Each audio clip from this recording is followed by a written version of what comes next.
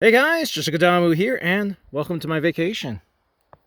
Camping and building custom Gundam MSAA, because why not? Albeit limited tools, so this video is to show some progress on a project slash things I need to do next, so I can remember.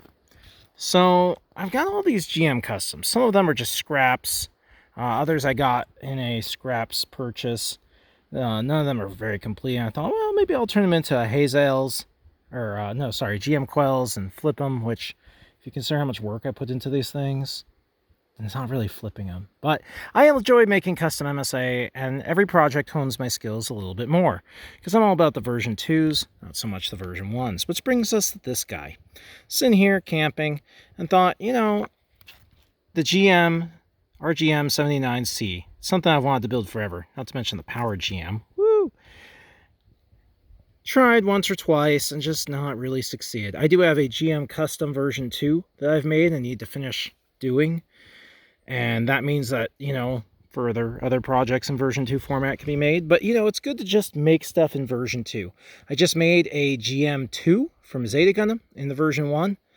And it said something backwards. But I just made a GM 2 from Zeta Gundam in a version 1, which means I can make it in a version 2 like I want. Version 1s are more expendable to me. So I've started messing around with this guy. Here's the plan, okay?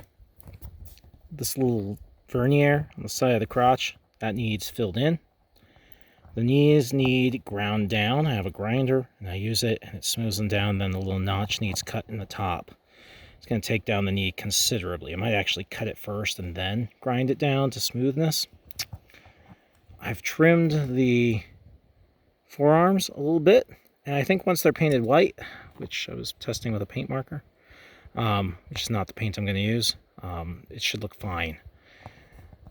The head is going to be either resin cast or injection molded GM Kai head from the GM Kai fixiguration, standard shield, standard gun, saber hilt from the GM custom, and this is not it. This is from one of those illumination figures, luminous figures, whatever. A Gundam version 1.5 backpack will go on here and be modded for that handle. The inside of the shoulder, once it's cut down to the degree, which I've done, will be filled in with polymorph moldable plastic, and it will be heated up so it bonds. And then I will continue trimming the shoulders carefully so that they're pretty much flat. The head needs a hole drilled in so it can fit. Hopefully that ends up center, because sometimes it doesn't, and it's complicated.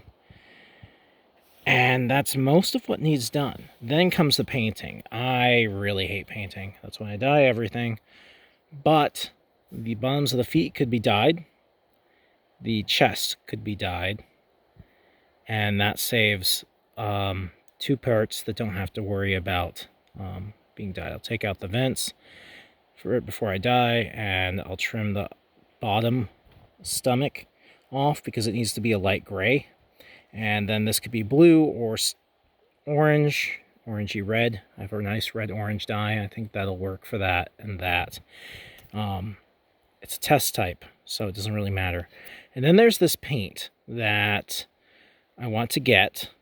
I have my friend's airbrush, and the plan is, this is a paint that doesn't really scrape off. It's made for vinyl toys, which this PVC plastic should work with it. I'll just buy the white, which is nice and simple, and spray paint, or rather airbrush the whole thing after I take out the joints, put the joints back in, and yeah, hopefully I'll cover these parts that I don't want painted with like wall mounting putty or something, just to shield them, because cutting tape to fit that small of a space really hard, but wall mounting putty is very easy to sculpt around. And yeah, then put it all back together again, and probably not even keep it because it's a version 1.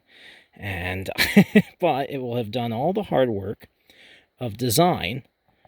And can you, which I'm pretty sure I can, but you know how it will, every step of this will hone my skills so that when I take an RX-78 Gundam version 2 and then scrap parts of the same, that I can replicate it as a version 2 for my collection. It'll also be a test of that new paint, which I have yet to test.